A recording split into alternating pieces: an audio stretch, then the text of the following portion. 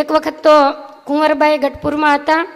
એ વખતે કાના ભગતને વિચાર થયો કે ઘણા સમયથી ગઢડે ગયો નથી, એટલે બેનને મળતો આવું અને મહારાજના દર્શન કરતો આવું. આવું વિચારી અને નક્કી કર્યું. હવે ઘણા સમયમાં તો અઠવાડિયું 15 દાડા થયા હોય, પણ આ બધા ભક્તો એવા હતા કે થોડો સમય ભગવાનના દર્શન ન થાય ત્યાં તો 2 બાકડા થઈ જાય. પહેલાં કાંઈ ઘડિયાળો કાતે કાંઈ હતું નહીં. તે અડધી રાત્રે કાના કડિયાને ઊંઘ ઉડી ગઈ. તરત ખભે પછાડી નાખીને ચાલતા થયા, ગેલામ નાઈ લઈશું. ચાલીને જવાનું, કાંઈ બીજું લેવાનું હોય નહીં, આવવાનું પણ ચાલતા. ભગવાનનું સ્મરણ કરતાં કરતાં વહેલી સવારે ગઢડે પહોંચ્યા. હવે એ વખતે ભગવાન અક્ષર ઓરડીમાં છાના રહેતા, કોઈને દર્શન દે નહીં. ઘણા સમયથી કેટલાય ભક્તો અને સંતો આવેલા, દર્શન વગરના બધાય જળ વગરના માછલાની જેમ જુરતા, પણ મહારાજે ના પાડી દીધેલી, કોઈ અમારા દર્શન કરવા આવે નહીં. એટલે અક્ષર ઓરડીમાં જ મહારાજ રહે. દરવાજા અખંડ બંધ હોય, જમવાનું, સ્નાન કરવાનું, ગંગાજળિયા કૂવે બધું એકલા. હવે કાના કડિયાને આવી કાંઈ ખબર નહીં કે મહારાજ અત્યારે છાના રહ્યા એટલે દર્શન દેતા નથી. ભગવાન શ્રી હરિને જાગવાનો સમય થઈ ગયેલો, દાદાના દરબારમાં આવ્યા એટલે ભીમભાઈ પાળા ત્યાં ચોકી કરે છે. કાના ભક્તે એને જોઈ અને જય સ્વામિનારાયણ કહ્યા એટલે પાર્ષદ કહે છે કે ભગત અત્યારે મેં ક્યાંથી આવ્યા? ત્યારે કાના કડિયા કહે છે કે હું બોટાદથી આવું છું અને મારે મહારાજના દર્શન કરવા છે. ત્યારે ભીમભાઈ પાળા કહે છે કે મહારાજ હાલમાં કોઈને દર્શન દેતા નથી, માટે થોડી વાર બેસો, હમણાં મહારાજ જાગે એટલે પૂછી જોઉં. કાના ભગતને એમ કે જો બોટાદથી હું ધક્કો ખાઈ અને અહીંયા આવ્યો છું અને મહારાજ દર્શન ન દે એવું બને નહીં, ભગવાન તો ગરીબના બેલી છે. ભીમભાઈ પાળાને કહે છે કે મહારાજ જાગે ને ત્યારે તમે એમ કહેજો કે બોટાદથી કુંવરબાઈનો ભાઈ કાનો કડિયો તમારા દર્શન કરવા માટે આવ્યો છે, આટલું તમે કહેજો. પછી મહારાજ શું કહે એનો જવાબ આપજો. એટલે પાર્ષદ કહે છે કે ભલે. બહાર ફળિયામાં કાના કડિયા બેઠા ને ઘણા સંતો અને હરિભક્તો ને બધાય દર્શન માટે ટળવળતા હતા. 2-3 જણાને પૂછ્યું તો કે મહારાજ કાંઈ દર્શન દે એવું નથી, અમે તો 2-5 દિવસથી અહીંયા આવીને બેઠા છીએ. હવે આ વાતને સાંભળી એટલે કાના ભક્તને એમ થયું કે અહીંયા સુધી આવ્યો અને મહારાજ દર્શન નહીં આપે તો? જે પછેડો હતો ને એને માથે ઓડી ગયા આખો, અને એક બાજુના ખૂણામાં બેસી અને આંખમાંથી આંસુડાની ધાર માંડી થવા, ગદગદ કંઠે ભગવાન શ્રી હરિને પ્રાર્થના માંડ્યા કરવા. કૃપા સિંધુ કરુણાના ધામ, દયા કરી દ્યો દર્શન શ્યામ. કૃપા સિંધુ કરુણાના ધામ, દયા કરી દ્યો દર્શન શ્યામ. કૃપા સિંધુ કરુણાના ધામ, દયા કરી દ્યો દર્શન શ્યામ.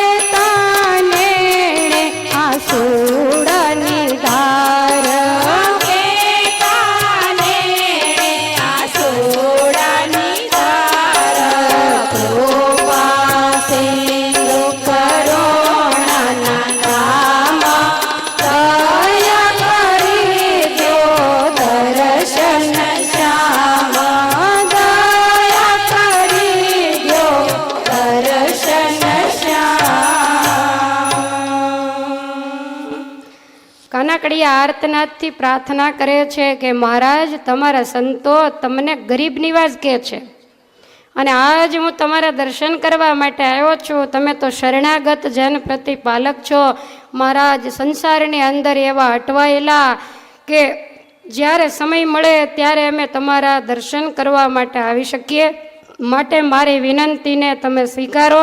ભગવાન શ્રી હરિ અક્ષર ઓરડીમાં ઢોલિયામાં પડેલા કાનાકડિયાને આંસુડાની જ્યાં ધાર થઈ ત્યાં તો ભગવાન ઝબકીને ઢોલિયા ઉપર બેઠા થઈ ગયા. મહારાજ જ્યાં ઢોલિયા ઉપર બેઠા એટલે ભીમભાઈ પાળા બાજુમાં ઉભેલા. મહારાજ કહે છે કે કેમ અહીંયા ઊભા છો? તો કે બોટાદથી કુંવરબાઈના ભાઈ કાનાકડિયા આવ્યા છે અને એ તમારા દર્શન ઈચ્છે છે.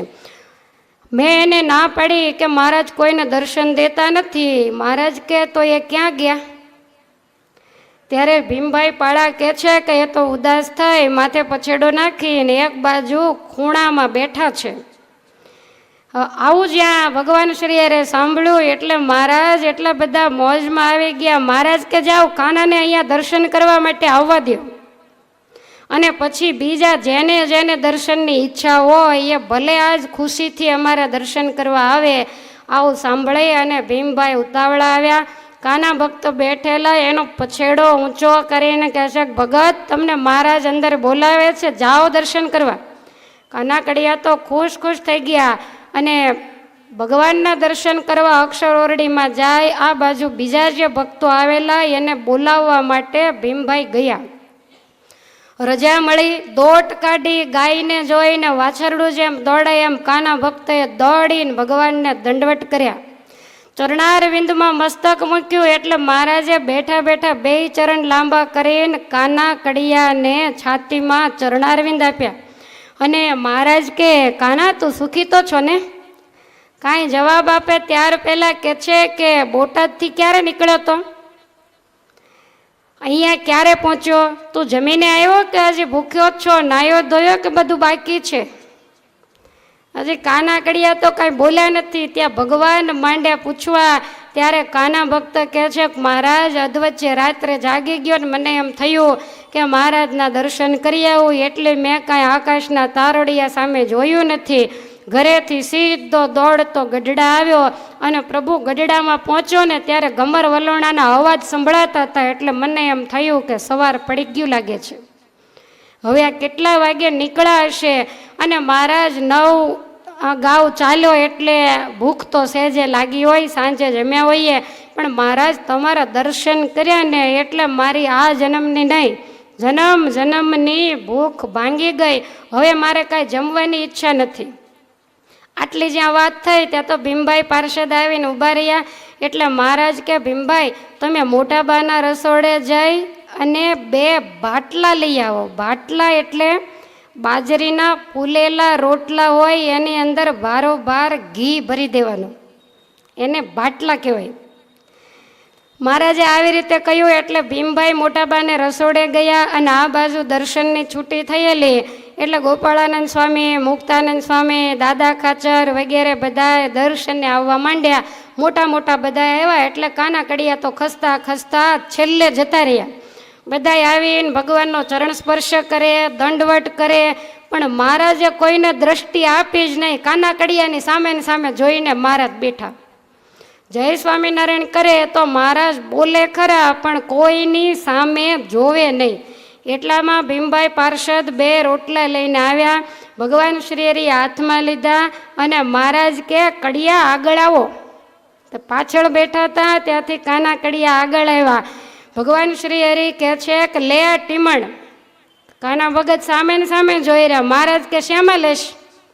એટલે કાના ભક્તે પેલી ખભે પછેડી હતી ને એ તરત જ પોળી કરી એટલે ભગવાન શ્રી હરિએ એની અંદર 2 રોટલા મૂક્યા અને પછી ભગવાન માથે હાથ મૂકી અને એવું બોલ્યા કે મુજ ભક્ત રેશો સદા સુખી અનાવસ્ત્રે નહીં જાઓ દુઃખી. મુજ ભક્ત રેશો સદા સુખી અનાવસ્ત્રે નહીં જાઓ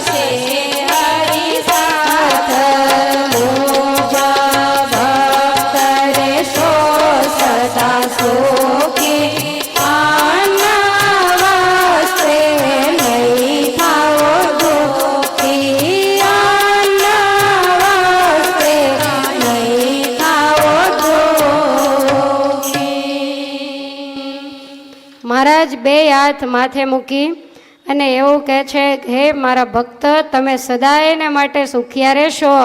અન્ન વસ્ત્રે કરીને તમે ક્યારેય દુઃખી નહીં થાવ.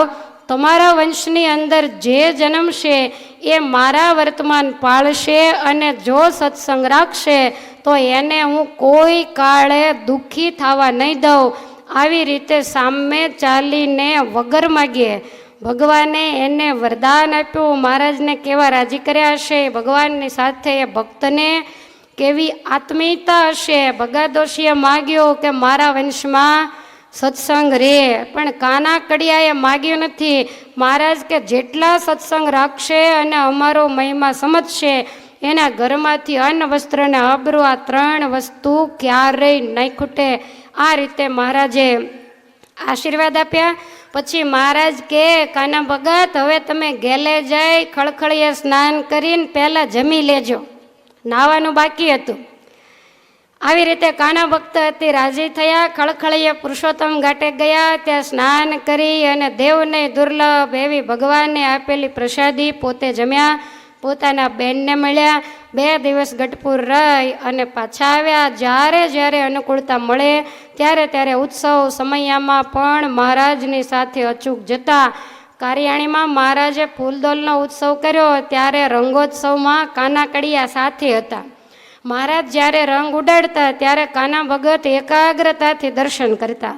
હરિભક્તો બધા સામા સામે રંગે રમે. કોઈના હાથમાં નાની ગાગર હોય, કોઈના હાથમાં ગળો હોય, કોઈના હાથમાં પિચકારી હોય. તે કાના ભક્તના હાથમાં રંગની ગાગર હતી. હવે ભગવાન શ્રી હરિ ઉપર બધાય પિચકારીઓ નાખે એટલે મહારાજના જે વસ્ત્ર હતા એ પચરંગી બની ગયેલા. ભગવાનના મસ્તક ઉપરથી મુખારવિંદ ઉપર રંગના રેલા ઉતરે. એટલે કાના કડિયાની રમતા રમતા ભગવાનની સામે જ્યાં નજર ગઈ ત્યાં તો ગાગર કાખમાં એમની એમ રહી ગઈ અને ઢીચણ ભેર થઈ ગયા અને એટલા બધા હર્ષાવેશમાં આવી ગયા, કાના કડિયાને સમાધિ થઈ ગઈ. મહારાજે સમાધિમાંથી જ્યારે જગાડ્યા ત્યારે એને ખ્યાલ આવ્યો, કરે આ રંગોત્સવ તો પૂરો થઈ ગયો છે. પછી ગળો જઈ અને સીધો મહારાજની ઉપર ઢોળ્યો. આવા પોતે ભાવાવેશમાં દર્શન કરતા આવી જતા. ભગવાન શ્રી હરિએ કીધેલું કે કાના ભક્ત, તમે કડિયા કામ કરો છો, ગોળની બેલીઓ ઉતારવા જાઓ છો, પણ તમે માળાઓ પણ ઉતારજો. જે પહેરવાની માળાઓ આવે. મહારાજે સામેથી આજ્ઞા કરી ત્યારે કાના કડિયા કહે છે કે મહારાજ, મને માળા ઉતારતા આવડતું નથી. મહારાજ કે જાઓ, અમારો આશીર્વાદ છે, આવડી જશે. ત્યારથી આરંભી અને આજીવન એમણે માળાઓ ઉતારવાની સેવા કરેલી. ભગવાન શ્રી હરિ તો 1886માં સ્વધામ સિધાવ્યા, પણ પહેલેથી જ કાના કડિયાને ગોપાળાનંદ સ્વામી પ્રત્યે ગુરુભાવ હતો અને સ્વામીને પણ આ નાના ભક્ત ઉપર અતિશય હેત હતું. સમય જતાં એમના જે 3 દીકરાઓ યુવાન થયા એને ઘરે બારે કર્યા અને ત્યાર પછી વ્યવહાર 3 એને સોંપી દીધો.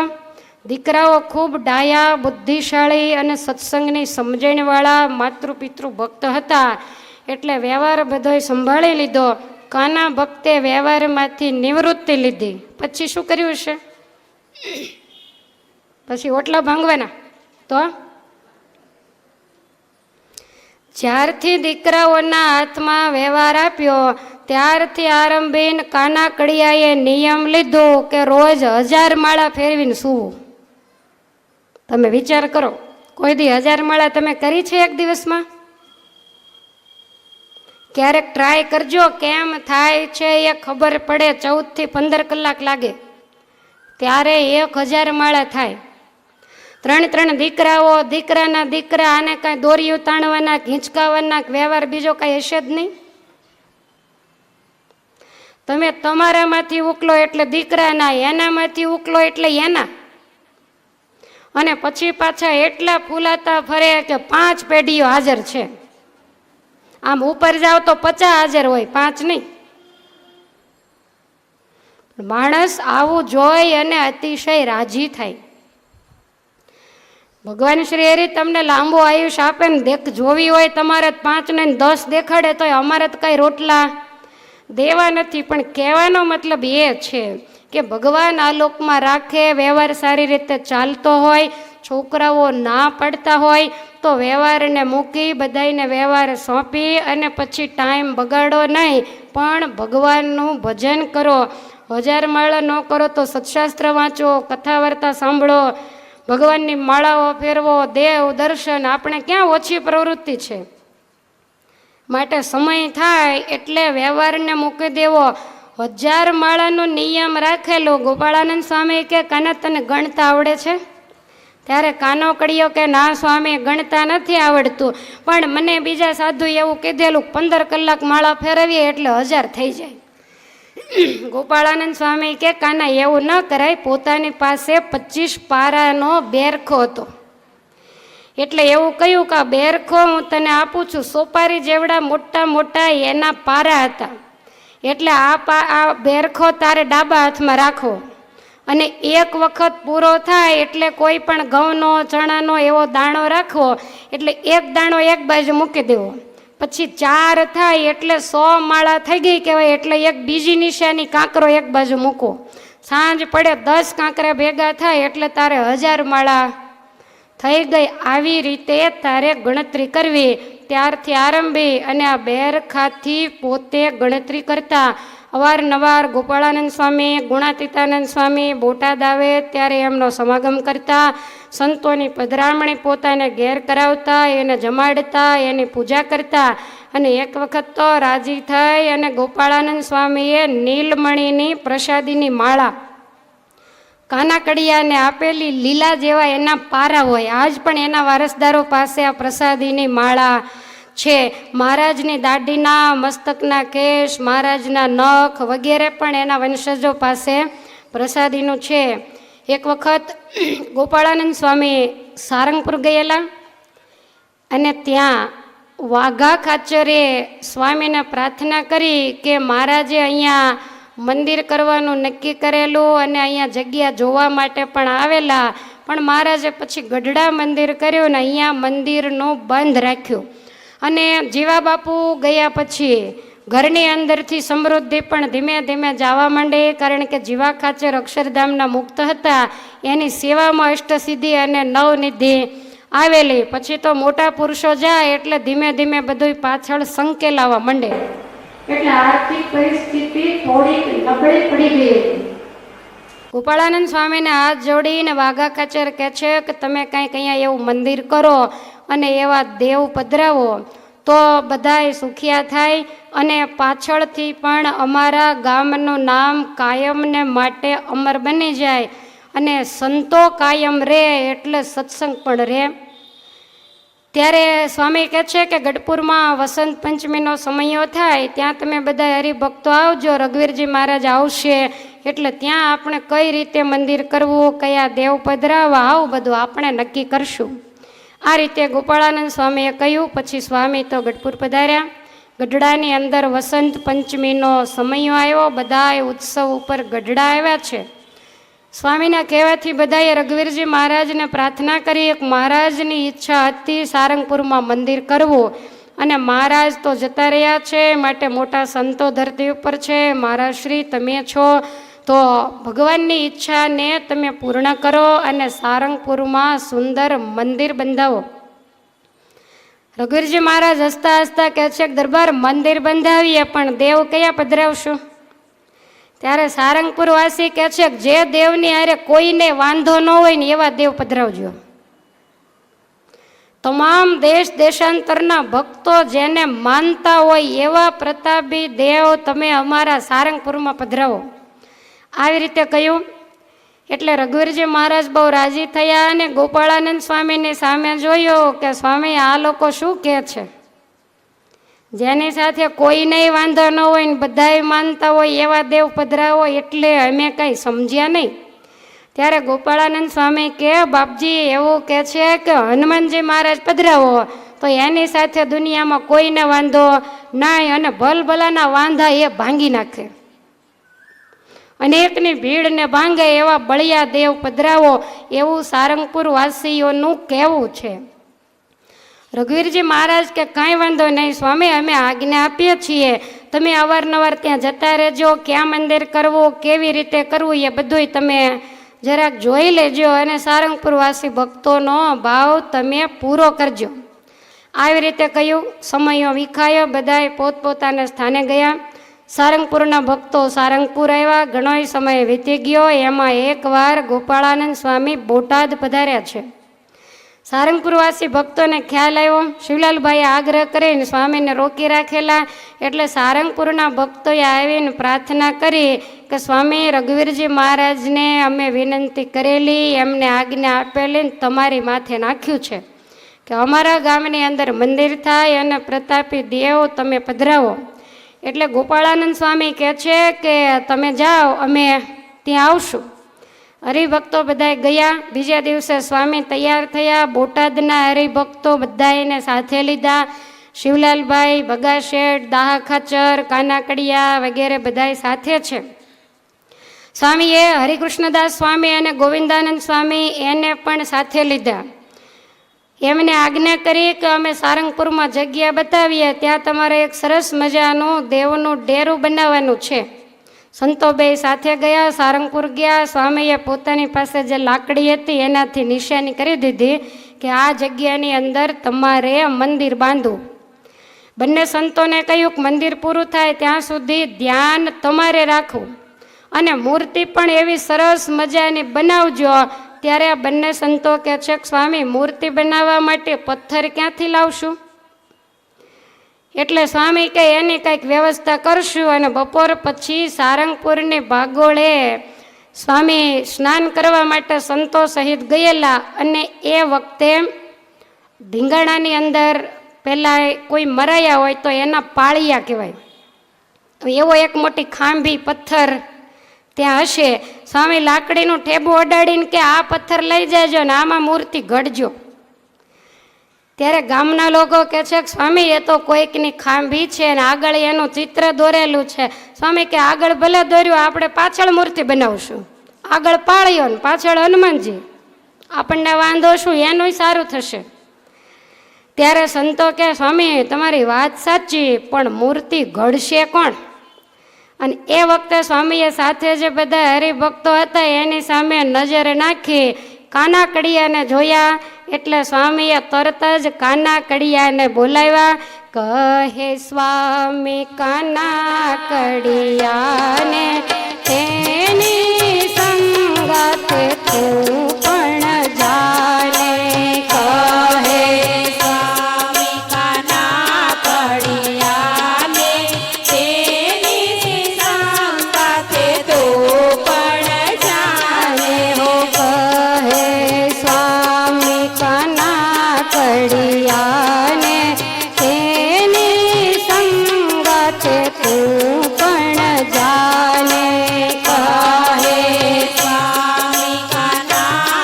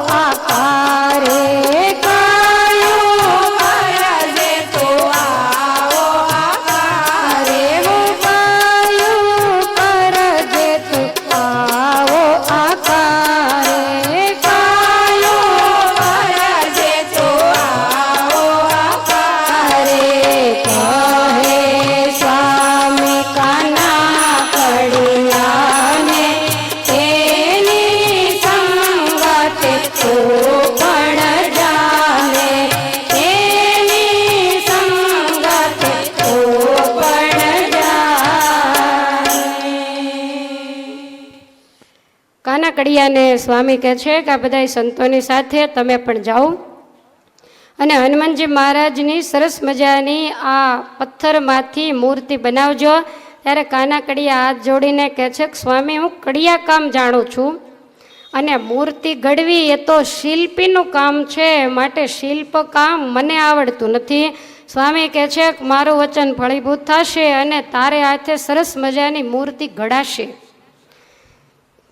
કાનાકડિયા કહે છે કે સ્વામી, પણ મૂર્તિનો કાંઈક આકાર તમે જરા આળેખી આપો તો હું પ્રયત્ન કરીશ. એટલે સ્વામીએ તરત જ એ પથ્થર ઉપર જ હનુમાનજી મહારાજની મૂર્તિનો આકાર સહેજ આળખી આપ્યો અને કહ્યું કે આ પ્રમાણે કોતરણી કરજે અને સુંદર મજાની મૂર્તિ તૈયાર કરજે. આવી રીતે કહ્યું એટલે સ્વામીનો આશીર્વાદ લઈ અને કાનાકડિયા સારંગપુરની અંદર રહ્યા છે. સુંદર મજાની મૂર્તિ એને આકાર આપે છે. હવે બન્યું એવું કે એ પાળીયો હતો એટલે ખાંભી તો ત્યાં ખોડેલી હોય, એટલે બધાય સંતો વગેરે એવું કીધું કે આમ પણ મૂર્તિ ઘડવાનું કામ જ્યાં મંદિર બનતું હોય ત્યાં ન બને, ક્યાંક બહાર જ થતું હોય, તો એ મૂર્તિ જ્યાં આ છે જે પેલો પથ્થર ત્યાં ને ત્યાં જ જો તમે કોતરી શકો તો વધારે સારું. કાનાકડિયા કહે છે ત્યાં મને વધારે અનુકૂળ પડશે. એટલે હથોડા ટાંકણો ને બધું લઈને એમ ને એમ એ જે પથ્થર એને બહારે નથી કાઢ્યો. હનુમાનજી મહારાજનો પાછળનો ભાગ છે ને ત્યાં પાળિયાનો આકાર કોતરેલો છે આજે પણ. અને કાનાકડિયાએ તરત જ મૂર્તિ તૈયાર કરવા માંડ્યા. સુંદર મૂર્તિનું કોતર કામ થવા માંડ્યું. સલાટનું કામ આવડતું નહોતું, પણ ગોપાળાનંદ સ્વામીના વચને ભગવાનની કૃપાએ કરી અને 5 મહિનામાં જાણે બોલ્યા કે બોલશે એવી હનુમાનજી મહારાજની મૂર્તિ તૈયાર કરી રંગારાને બોલાવી અને ઉપર રંગકામ કરાવવામાં આવ્યું. હજી ખાંભી તો ત્યાં ને ત્યાં જ છે, બધુંય ત્યાં ને ત્યાં જ થયું. કારણ કે આમ પણ આવી ખાંભી ને એવું કંઈક હોય ને એનાથી આ સમાજ બીવે બહુ. બધાએ કે ગોપાળાનંદ સ્વામી આવે પછી એને આપણે મંદિરમાં લઈ જઈશું. હરિભક્તોએ ગઢડા જાય સ્વામીને સમાચાર આપ્યા એટલે સ્વામીએ શુભ મુહૂર્ત જોવરાવ્યું. વિક્રમ સંવંત 1905ની સાલ આસો વદ 5મ ને બુધવારનું મૂર્તિ પધરાવવાનું શુભ મુહૂર્ત આવ્યું. આ બાજુ બંને સંતોએ પણ ખૂબ ખટકો રાખી અને હનુમાનજી મહારાજ માટે એક ડેરીવાળું સુંદર મજાનું મંદિર તૈયાર કરાવ્યું. સમય જવા માંડ્યો, બધી જ તૈયારીઓ થઈ ગઈ, કંકોત્રીઓ વગેરે લખવાનું પણ કહી દીધેલું. એ પ્રમાણે બધા હરિભક્તો પણ આવવા લાગ્યા અને સ્વામી એ વખતે ગઢપુરથી બોટાદ આવીને રહ્યા છે. સારંગપુરના હરિભક્તોએ સ્વામીને પ્રાર્થના કરી કે સ્વામી તમે 2 દિવસ અગાઉ સારંગપુર આવો તો બધું કઈ રીતે કરવું. મંદિર તૈયાર થઈ ગયું, બધા આવવા માંડ્યા, પણ જે દેવને બેસાડવાના એ તો હજી પાદર બેઠા છે, માટે તમે સારંગપુર પધારો. એટલે સ્વામી મંડળ સહિત સારંગપુર આવ્યા. કાનાકડિયાએ મૂર્તિ બતાવી. મૂર્તિ જોઈને સ્વામી કાનાકડિયા ઉપર બહુ રાજી થયા કે બોલ્યા કે બોલશે એવી સરસ મજાની તે મૂર્તિ બનાવી છે. કાનાકડિયા પગે લાગ્યા, સ્વામી તમારો આશીર્વાદ, નહીતર સલાટનું કામ મને આવડતું નથી. વાઘા ખાચર વગેરે બધા જ હરિભક્તો ભેગા થયેલા. વાઘા ખાચર કહે છે કે સ્વામી હવે મૂર્તિને જે ભૂમિની સાથે લાગેલી છે એને તમે જરા બહાર કાઢો એટલે ગાડામાં પધરાવી અને આપણે એને મંદિરે લઈ જઈએ. ત્યારે સ્વામી હસતા હસતા કહે છે કે દરબાર ગાડામાં બેસાડવી છે કે હનુમાનજી આગળ કૂદતા ચાલે અને આપણે એની પાછળ, આવી રીતે પગપાળા જ એની શોભાયાત્રા આપણે કાઢીએ. ત્યારે મોટા મોટા જે સંતો હતા, પીઠ જે ભગાદોશી જેવા હરિભક્તો હતા, એ બધાય કહે છે કે સ્વામી તમે ધારો તો ચાલતા નહીં, આકાશમાં ઉડાડીને પણ લઈ જાઓ, અમે તમને ઓળખીએ છીએ. પણ સ્વામી એક બાજુ ગઢડા છે, એક બાજુ ધોલેરા છે, મહારાજના બાંધેલા ધામ, મહારાજે બાથમાં લઈને પધરાવેલા દેવ, અને અહીંયા જો તમે હનુમાનજીને દોડાવતા પધરાવશો તો ગઢડે ધોલેરે કોઈ નહીં જાય. એ બે ધામનો મહિમા ઘટી જશે, માટે આપણે એને દોડાવવા નથી. સ્વામી એને ગાડામાં પધરાવો. એટલે સ્વામીએ તરત એ મૂર્તિને આમ જરા હાથ અડાડ્યો એટલે એકદમ જમીનમાંથી બહાર નીકળી ગઈ. 2-3 હરિભક્તોએ ઉપાડી અને એ મૂર્તિને ગાડામાં પધરાવી છે. યજ્ઞ યાગાદિક કરી અને વેદોક્ત વિધિ પ્રમાણે એ મૂર્તિને નિજ સ્થાને બેસાડવામાં આવી છે. હનુમાનજી મહારાજ ઉર્ધ્વરેતસ નૈષ્ટિક બ્રહ્મચારી છે, એટલે એની જે આરતી છે એ ઉર્ધ્વરેતસ હોય એ જ ઉતારી શકે. રઘુવીરજી મહારાજ પણ ન ઉતારી શકે અને ગોપાળાનંદ સ્વામી પણ ન ઉતારી શકે. એટલે નિષ્કુળાનંદ સ્વામીના દીકરા ગોવિંદાનંદ સ્વામી એ સાધુ થયેલા એ સ્વામીની સાથે હતા. એટલે ગોવિંદાનંદ સ્વામીને ગોપાળાનંદ સ્વામીએ કહ્યું કે તમે હનુમાનજી મહારાજની આરતી ઉતારો. અને એ હનુમાનજી મહારાજની આરતી ઉતારવામાં આવી છે. ગોવિંદાનંદ સ્વામી આરતી ઉતારે અને એ વખતે અત્યારે હનુમાનજીની પાસે જે સ્વામીની લાકડી છે એ લાકડીને દાઢી ઉપર ટેકવી અને બાજુમાં સ્વામી ઊભા છે અને હનુમાનજી મહારાજની સામે જરાક ત્રાટક કર્યું.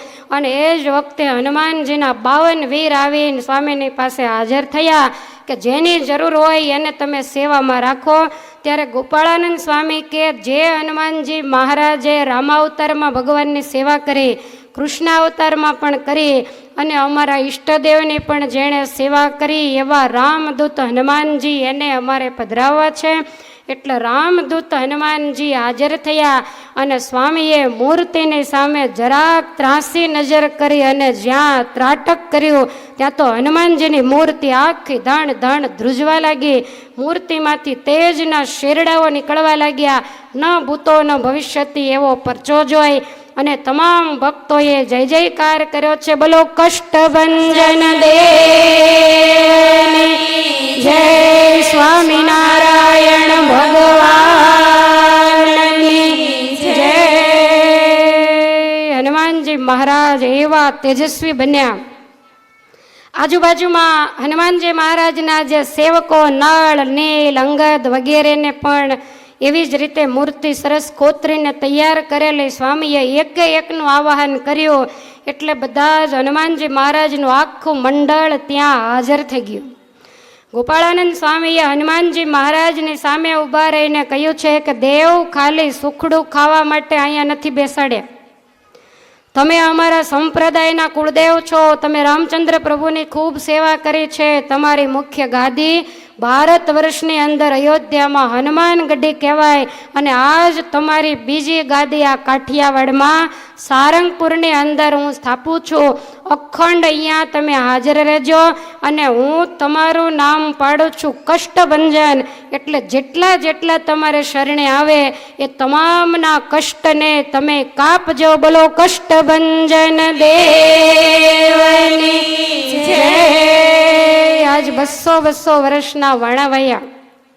તમારી પ્રાર્થના કોઈ ન સાંભળે તો કાંઈ નહીં, પણ હનુમાનજી મહારાજ તો અચૂક આપણી પ્રાર્થનાને સાંભળે. વળી સસ્તું ભાડું અને સિદ્ધપુરની જાત્રા. અહીંયાથી વહેલી સવારે નીકળો એટલે 2 કલાકમાં, ત્યાં થોડા ઢીલા પોચા હોય તો વળી 2.5 કલાકમાં. અને દાદાને કાંઈ સોનાનો દોરો પહેરાવવાની જરૂર નહીં. 15 રૂપિયાનું નાળિયેર લઈ અને વધેરો એટલે દાદા રાજી રાજી. કોઈ પણ જ્ઞાતિનો, પછી મુસ્લિમ હોય તોય ભલે ગમે તે હોય, ગમે તે દાદાને શરણે જાય એના દુઃખ ત્યારથી આરંભી અને ગોપાળાનંદ સ્વામીની આજ્ઞાએ કરી અને હનુમાનજી મહારાજ હરે છે. સ્વામી ગયા પછી તો એમની લાકડીને પણ ત્યાં પધરાવવામાં આવી છે. આજ આપણે જાણીએ છીએ કે કોઈ એવો ભયંકર પ્રેત આવ્યો હોય, કોઈ કાળ ભૈરવ જેવા હોય તો હનુમાનજી મહારાજની સામે જોઈને એમ કે આ લંગડાની મને બીક જરાય નથી લાગતી. તો બીક કોની લાગે? તો કે બાજુમાં ઓલો બાવો બેઠો ને એને બીક લાગે છે. હનુમાનજી મહારાજનું ચરણામૃત હોય ને તો તરત પી જાય, પણ લાકડીનું ઠેબું બોળે ને ત્યાં આગા પાછા મંડે થવા. હવે આપણે તો એ વિચારવાનું કે હનુમાનજી મહારાજની અંદર ગોપાળાનંદ સ્વામીએ કેવો પ્રતાપ મૂક્યો હશે. એ ગોપાળાનંદ સ્વામી કેવા સમર્થ હશે, અને એ ગોપાળાનંદ સ્વામી જેની ભગવી કંથા પહેરી અને ભજન કરતા હોય સર્વાવતારી સ્વામિનારાયણ ભગવાનની સામર્થ્ય કેવી હશે. આપણે જેવા તેવાનું શરણું લીધું નથી, બળિયાની સાથે બાથ ભેડી છે, તો એનો કેફ આપણને કાયમને માટે હોવો જોઈએ. અને હનુમાનજી મહારાજને ગોપાળાનંદ સ્વામીએ ઉદ્ધવ સંપ્રદાયના કુળદેવ કરીને પધરાવ્યા છે. કોઈ એવું કહેતું હોય કે હનુમાનજી મહારાજની જરૂર નહીં, તો આ વાત 100% ખોટી છે. શિક્ષાપત્રીમાં મહારાજે આજ્ઞા કરી, આસોવદી ચતુર્દશીને દિવસે અમારે તમામ ગૃહસ્થ સત્સંગીઓએ હનુમાનજી મહારાજનું પૂજન કરવું, ગણપતિજીનું પૂજન કરવાની પણ આજ્ઞા કરી. આપણા દરેક મંદિરોમાં બંને હનુમાન અને ગણપતિ ભગવાનના સેવક બની અને દરવાજે ઊભા હોય, જે કાયમ ભગવાનની સેવા કરતા હોય, અને એનું અપમાન આપણે કેવી રીતે કરી શકીએ. અને આમ તો હનુમાનની અડીએ ચડાય પણ નહીં. જો જરાય આડાવડા થયા અને એનું અપમાન કરીએ તો એનો બહુ દોષ લાગે. આપણા ઈષ્ટદેવ આપણા ઉપર રાજી ન થાય. આપણે હનુમાનજી મહારાજની ઉપાસના નથી કરવાની. ઉપાસના તો આપણને જે મળ્યા એ ભગવાનની કરવાની છે, પણ એ ભગવાનના સેવક છે એમ માની અને એને માન આપીએ, એને પગે લાગીએ, તો એમાં કાંઈ ખોટું નથી. અને હનુમાનજી મહારાજ છે ને, એ પણ એક નાના ડૉક્ટર છે. સાવ નાની એવી મુશ્કેલી હોય, પેટમાં દુખતું હોય, માથું દુખતું હોય, તો સર્જન ડૉક્ટર ગોતવા ન જવાય. ગામમાં નાનો એવો ડૉક્ટર હોય ને, એ 2 ટીકડીઓ આપે ને ત્યાં માથું ઉતરી જાય. પણ જ્યારે મોટી જરૂર પડે, પેટમાં કંઈક મોટી ગાંઠ થઈ હોય, ત્યારે આ ડૉક્ટર પાસે ન જવાય, ત્યારે સર્જન આગળ. એમ ભગવાન સ્વામિનારાયણ એ તો સર્જન છે, અને હનુમાનજી મહારાજ એ નાના ડૉક્ટર છે. એટલે આ લોકની જે મુશ્કેલીઓ હોય એ લઈને હરિકૃષ્ણ મહારાજને હેરાન કરવા ન જવાય. એવી બધી નાની નાની મુશ્કેલીઓ તો હનુમાનજી મહારાજ ટાળી દે ને, એટલા માટે જ ગોપાળાનંદ સ્વામીએ એને બેસાડ્યા છે. તો આ રીતે ધામધૂમથી પ્રતિષ્ઠા કરવામાં આવી. આ હનુમાનજી મહારાજની મૂર્તિના ઘડવૈયા એ આપણા બોટાદના કાનાકડિયા છે.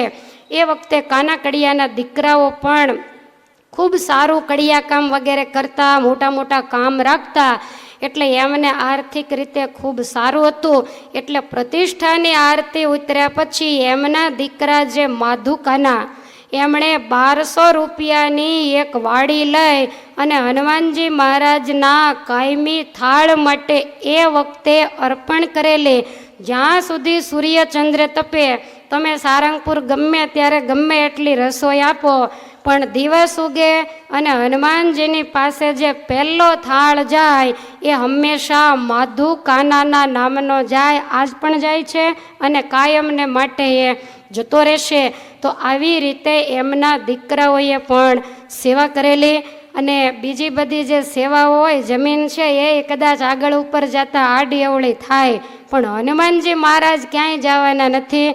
જ્યાં સુધી આ દુનિયાની અંદર હનુમાનજી મહારાજની મૂર્તિનું અસ્તિત્વ રહેશે, ત્યાં સુધી આખી દુનિયા કાના કડિયાને હંમેશને માટે યાદ કરતી રહેશે. સંપ્રદાયના ઇતિહાસમાં વિરલ પુરુષનું નામ સુવર્ણ અક્ષરે લખાયું છે. વળી ગોપાળાનંદ સ્વામી, મુક્તાનંદ સ્વામી, સુખ સ્વામી જેવા મોટા પુરુષોનો ખૂબ રાજીપો મેળવેલો.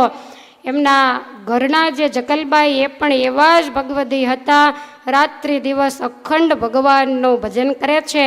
એમના વારસદારોમાં પણ જેવી કાના ભક્તોમાં કલા કારીગરી હતી, એવી ને એવી જ કલા કારીગરી ઉતરી છે.